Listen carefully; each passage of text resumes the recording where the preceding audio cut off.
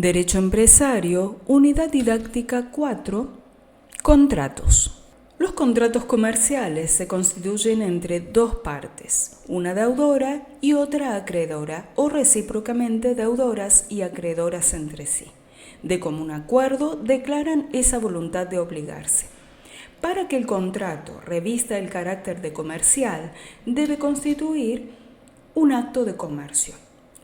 Le son aplicables las normas de los contratos civiles en cuanto a sus elementos, requisitos y clasificación.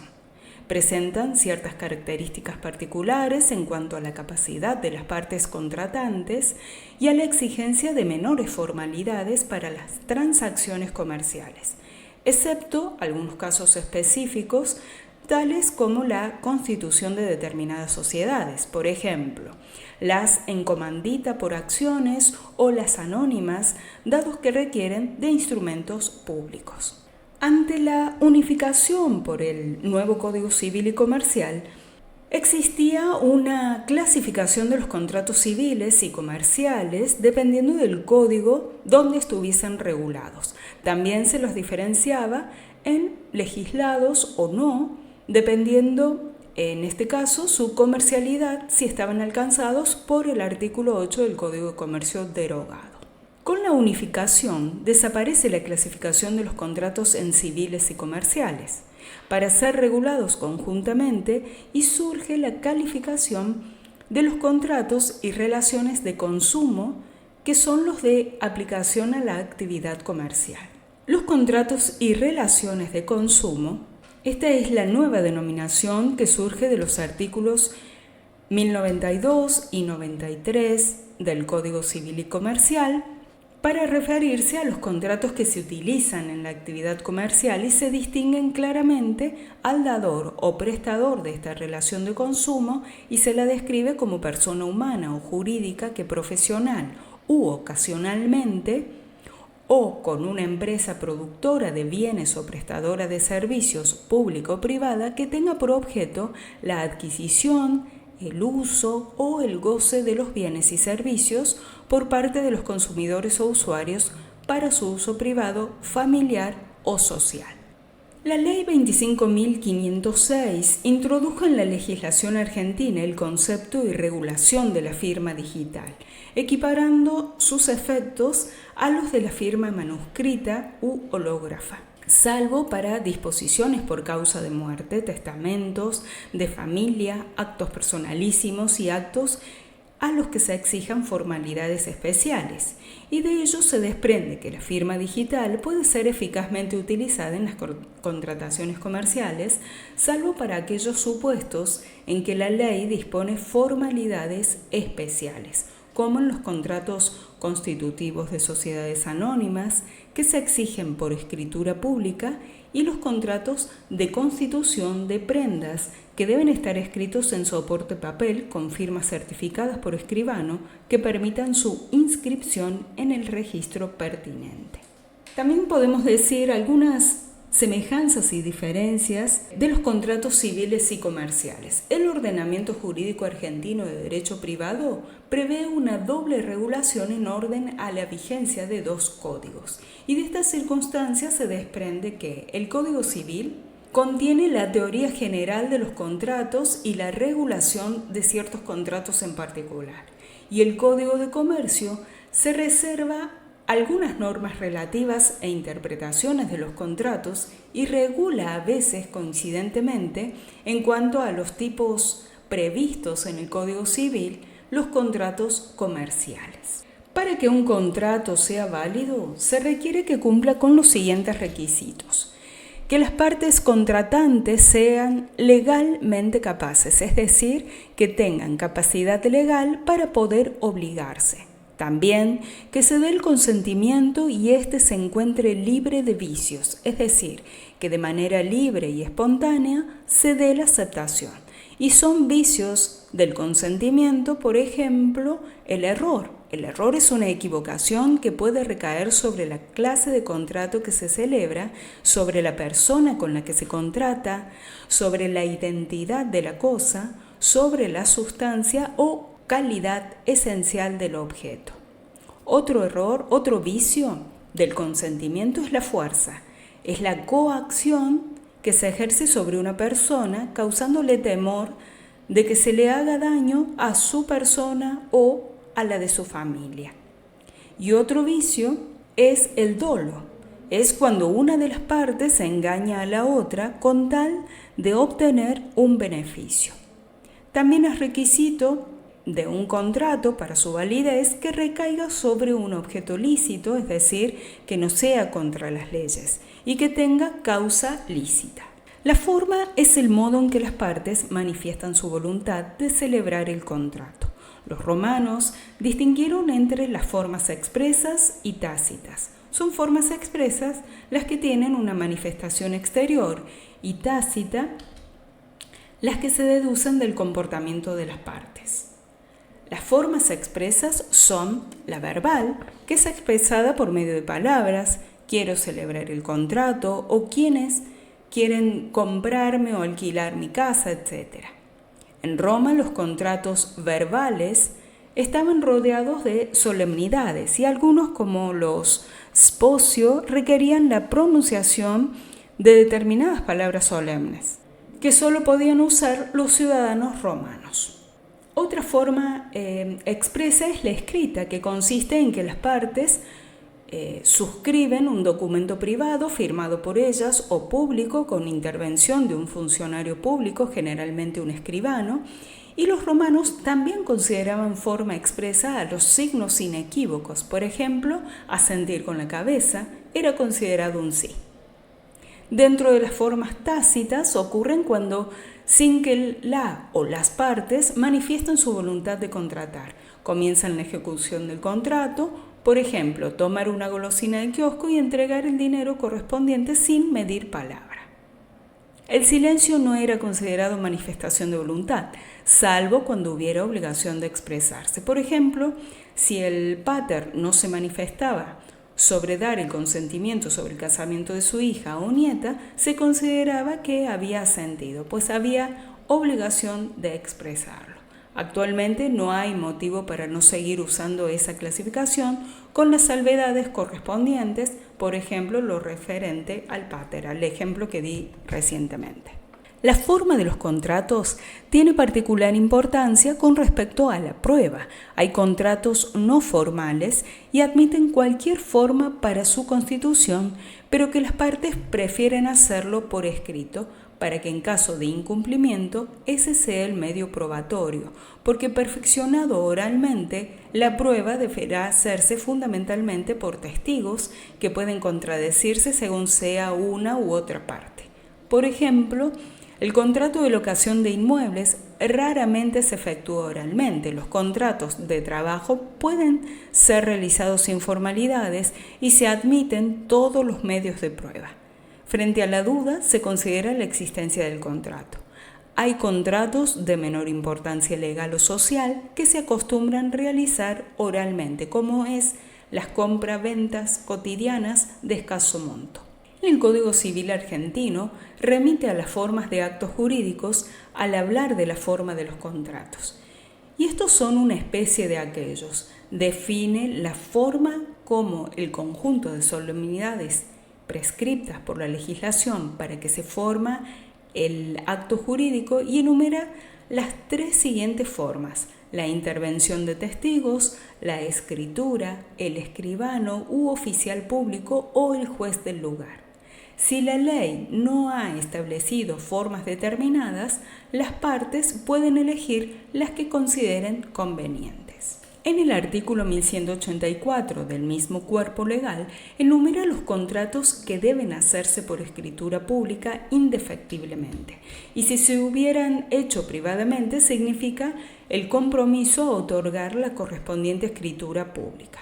Y son los siguientes: aquellos cuyo objeto sea la transmisión del dominio o del usufructo sobre bienes inmuebles, el establecimiento de algún gravamen o el traspaso de derechos reales de inmuebles de terceros. También las particiones de herencias efectuadas en forma extrajudicial, salvo que se presente el instrumento privado para su homologación al juez de la sucesión. los contratos constitutivos, modificatorios o que prorroguen sociedades civiles, también las convenciones matrimoniales y cuando se constituya dote, el establecimiento de rentas de por vida, toda cesión de derechos hereditarios, al igual que su renuncia o repudiación, los poderes a presentar en juicio, generales o especiales, los que se otorguen por la administración de bienes. En el artículo 1184 agrega también que cualquiera que tenga por objeto un acto que deba obligatoriamente ser redactado por escritura pública. Toda transacción a efectuar sobre bienes inmuebles. Cuando un acto conste en escritura pública, la cesión de acciones o derechos sobre el mismo debe ser hecho también en escritura pública. Los actos accesorios de contratos realizados en escritura pública y los pagos de obligaciones establecidos por escritura pública, salvo cuando los pagos sean parciales de alquileres o intereses. Y algunas sociedades comerciales requieren de escritura pública. La importancia de la forma tiene directa relación con la prueba, ya que cuando la ley exige una determinada forma de celebración, esta será la única admitida para probar la existencia y las condiciones de contratación. En la que exige libertad de formas, también las partes deben tomar recaudos para elegir la que en caso de litigio pueda ser demostrada, no solo la existencia del acto, sino las especificidades del acuerdo. Por ejemplo, tal vez se pueda probar que se cede una propiedad en alquiler, pero será difícil probar su destino si no consta por escrito. Por eso se recomienda que cuando la ley no establezca forma determinada, se opte por un instrumento privado, evitando la oralidad por su dificultad probatoria. Aquí se presenta una clasificación de contratos mercantiles con los diferentes tipos de contrato mercantil que existen, y cada uno de ellos posee características que los hacen diferentes, ya que cada uno se utiliza para cosas diferentes, como es el contrato de compraventa mercantil, el contrato de permuta mercantil, el contrato mercantil de transporte terrestre, contrato de seguro, el de afianzamiento mercantil, el de letras, cheques, pagarés y cartas de crédito, contratos especiales del comercio marítimo, como es el contrato de fletamiento, contrato a la gruesa y contrato de seguro marítimo. También otro tipo de contrato es el de sociedad, contrato de cuentas en participación, contrato de comisión mercantil y otras formas de mandato mercantil. El contrato de agencia, el de depósito mercantil, así como los diversos contratos bancarios y el contrato de préstamo mercantil, incluyendo el préstamo con garantía de valores. La utilización generalizada de las sociedades comerciales hace que su estudio se transforme en uno de los tópicos más importantes del derecho comercial, pues la necesidad de conocer sus aspectos básicos, debido a que no se puede desconocer quién es el representante legal, órgano de representación de una sociedad anónima o de una de responsabilidad limitada, para saber así quién puede obligar válidamente a una sociedad en sus actos de administración y de disposición o en la firma de un contrato o de un pagaré, e incluso saber quién puede firmar una demanda judicial o su contestación en representación de la sociedad, como también para la realización de todo acto jurídico. De la misma manera, no se puede ignorar cuáles son los distintos órganos con los que funciona una sociedad. Tampoco se puede desconocer el grado de responsabilidad de las personas, por ejemplo, administradores, que tienen por su participación en ellas.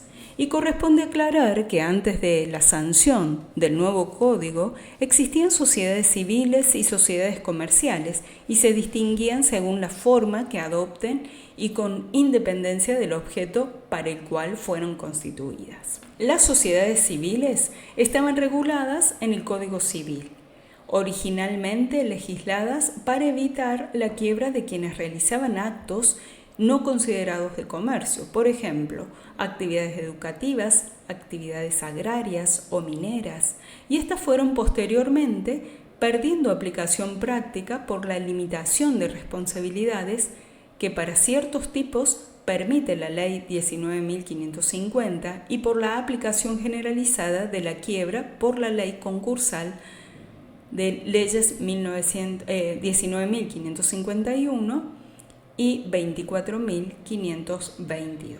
El tema societario se presenta en el mismo orden que utiliza la Ley General de Sociedades y previa introducción con algunas aclaraciones y antecedentes. Sin que aplique una definición, una sociedad surge como un acuerdo de voluntad común, que es el contrato, y entre dos o más personas por el cual deciden agruparse para realizar negocios u operaciones comerciales con intención de perdurar.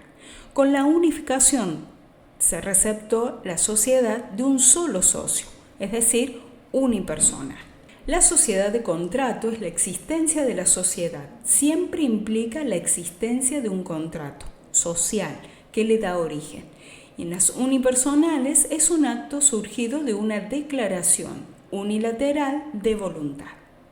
En la sociedad persona es un contrato social o acto que reúne los elementos exigidos por la ley y si la ley vigente lo establece, esa sociedad es un sujeto de derecho, persona, distinto de los socios que le integran. La personalidad jurídica de las sociedades es una suerte de ficción legal que crea un sujeto de derecho distinto de los socios que le integran para facilitar su funcionamiento. Si no hay una expresa disposición legal que determine la existencia de la personalidad jurídica de la sociedad, será un contrato social y una sociedad, pero no una persona jurídica. La Ley General de Sociedades permite la creación de estas personas jurídicas o ideales en la medida en que se ajusten a los tipos legales previstos especialmente por ella. Y de acuerdo con la Ley 19.550, las sociedades nacen con un contrato o acto constitutivo ajustado a uno de los tipos expresamente previstos y con el debido cumplimiento de los requisitos exigidos por la propia ley y nace el sujeto de derecho. La norma del artículo 2 es categórica cuando dice que la sociedad es un sujeto de derecho con el alcance fijado en esta ley. Por tratarse de un contrato o acto, le corresponden los elementos que el ordenamiento general prevé para ellos y que son el consentimiento, la capacidad, el objeto y la causa.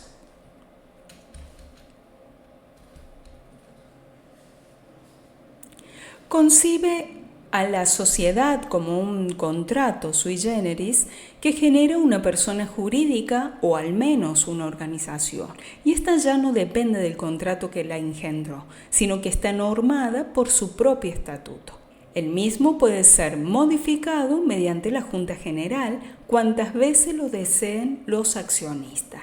Y las sociedades mercantiles y civiles nacen del pacto social, y esto es un acto jurídico. En él se dan los elementos esenciales del contrato. Esto es la teoría clásica contractualista. Con anterioridad a la unificación del Código Civil con el Código Comercial mediante la Ley 26.994, la diferenciación de los tipos sociales regulados en uno y otro cuerpo legal tenía un sentido propio que tomaba como punto de partida las enseñanzas de Dalmacio Vélez Arfield. En primer lugar, el primer estadio, la actividad mercantil organizada, estuvo en manos de empresarios individuales.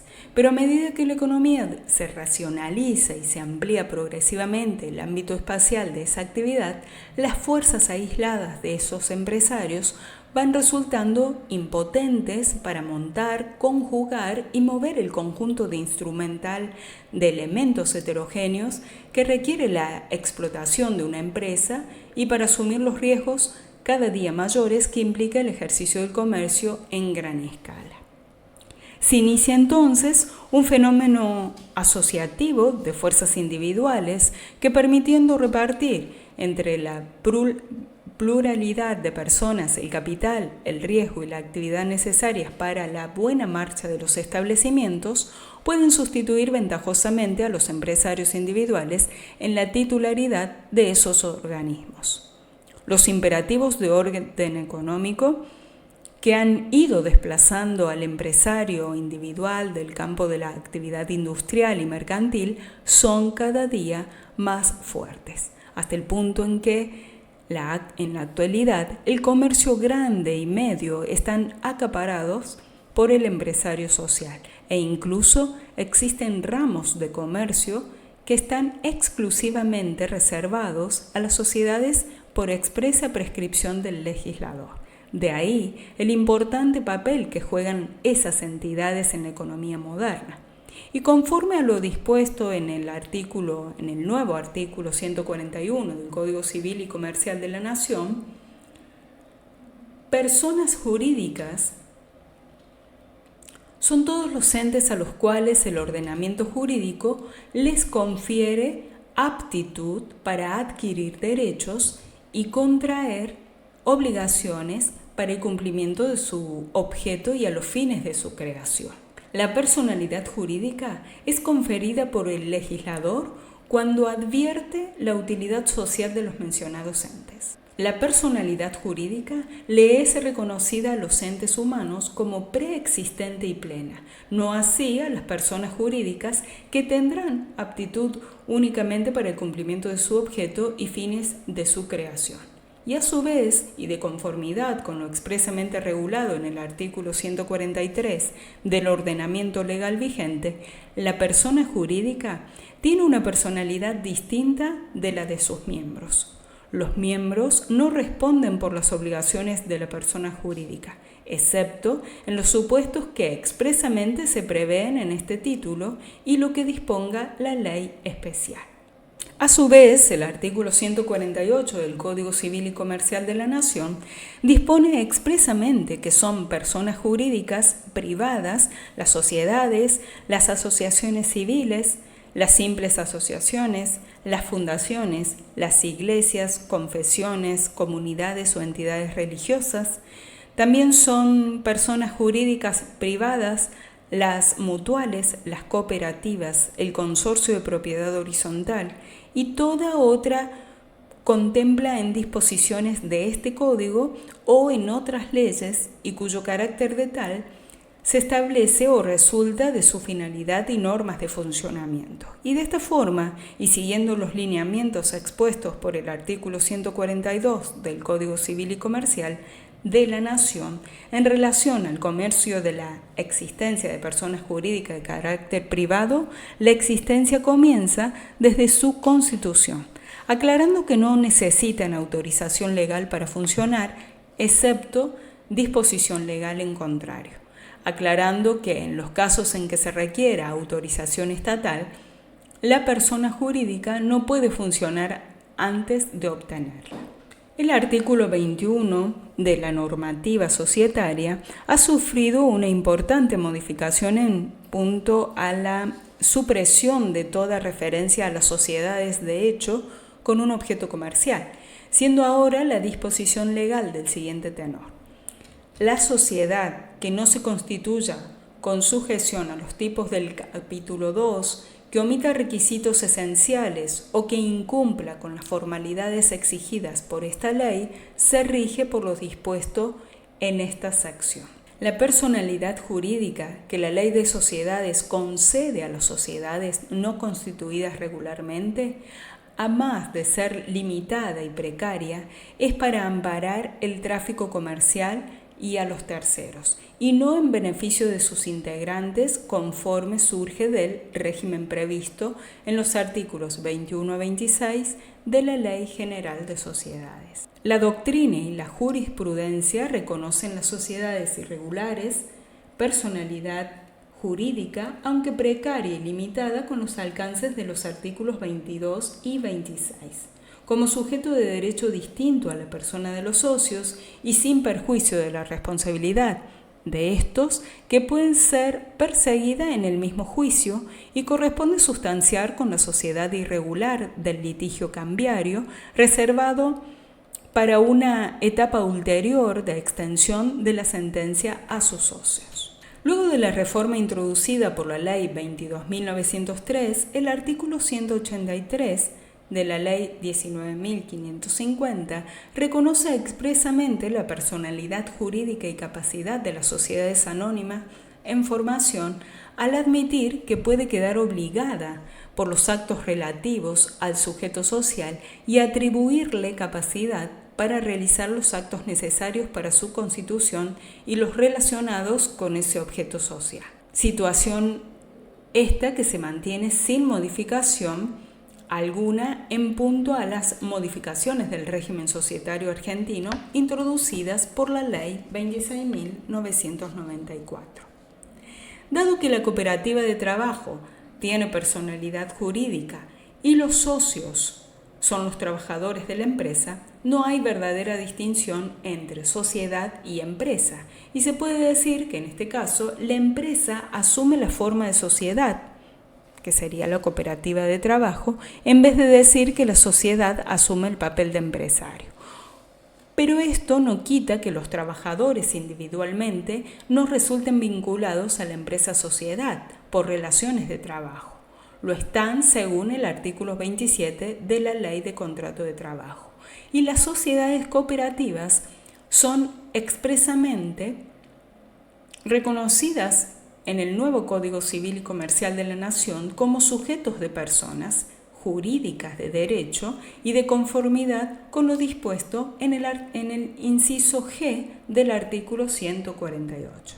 La sociedad en liquidación no interrumpe su personalidad, la que continúa y no es una ficción de la ley ni una nueva sociedad al solo fin de la liquidación sucesora de la anterior, ni una simple comunidad de bienes.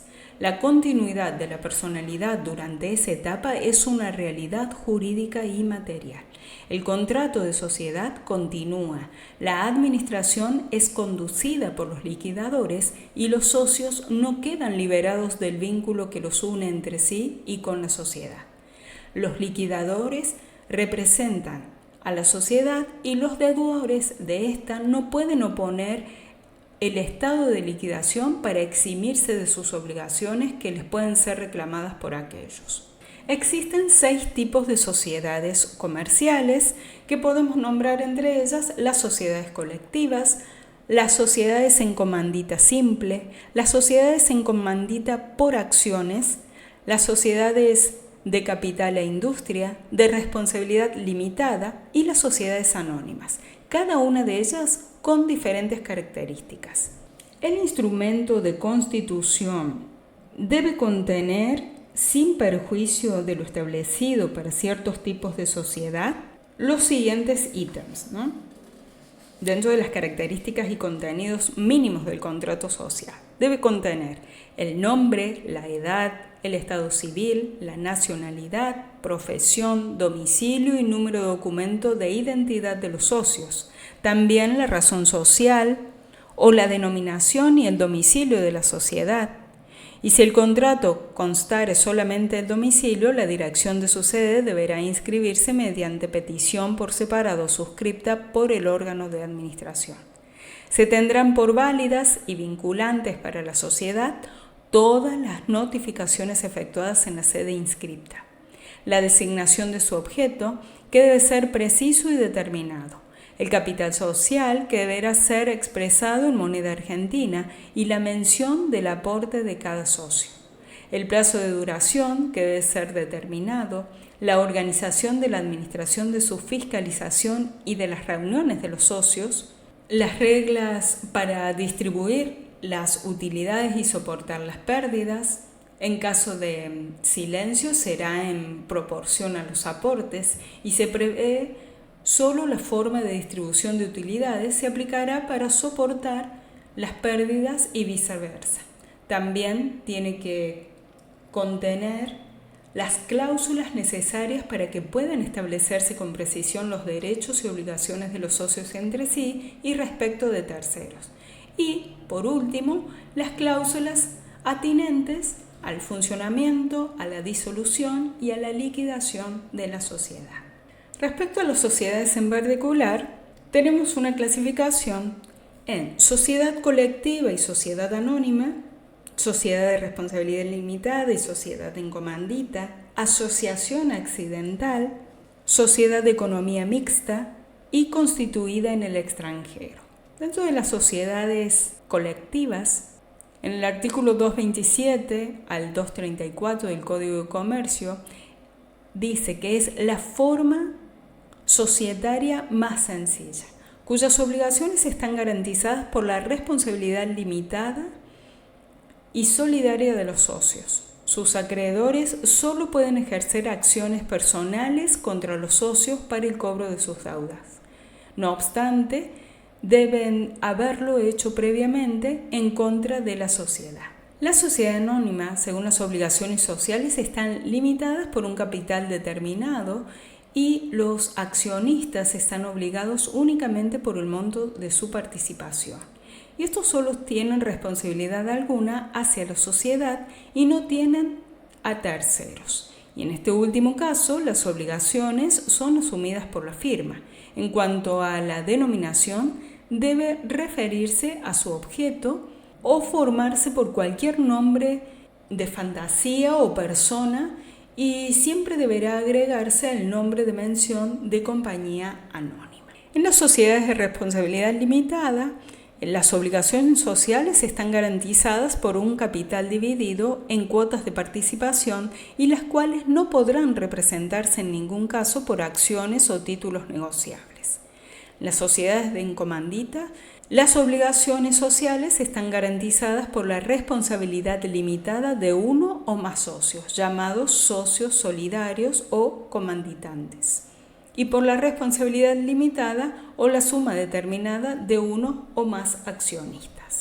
La sociedad accidental o en participación es una sociedad oculta, transitoria y para una o más operaciones determinadas, y los términos accidental o en participación son utilizados como sinónimos o equivalentes por la ley. La ley regula a la sociedad accidental o en participación como una sociedad anómala, desde que carece de personalidad jurídica y no contrata como tal con los terceros, por lo que solo crea entre los integrantes un vínculo social en sus relaciones internas. Las sociedades de economía mixta son sociedades que en la conformación de su capital social reúnen capitales públicos pertenecientes al Estado nacional o Estado provincial o municipios o entes administrativos autárquicos y también capitales privados, sin límites al número de socios con fines de orden colectivo o comercial. Y respecto a las sociedades constituidas en el extranjero, conforme a lo dispuesto en el artículo 218 del anexo A de la Resolución General, la Inspección General de Justicia no inscribirá en los términos de los artículos 118 o 123 de la Ley 19.550 a sociedades categorizadas como offshore, provenientes de jurisdicciones de ese carácter, y dichas sociedades, para obtener su inscripción en los términos de los artículos 118 o 123 de la Ley 19.550, deben, con carácter previo, adecuarse íntegramente a la legislación argentina, cumpliendo el efecto con las disposiciones del artículo 124 de la misma ley y los requisitos previstos en el trámite de inscripción de sociedades extranjeras con domicilio o principal objeto destinado a cumplirse en la Argentina de la presente guía.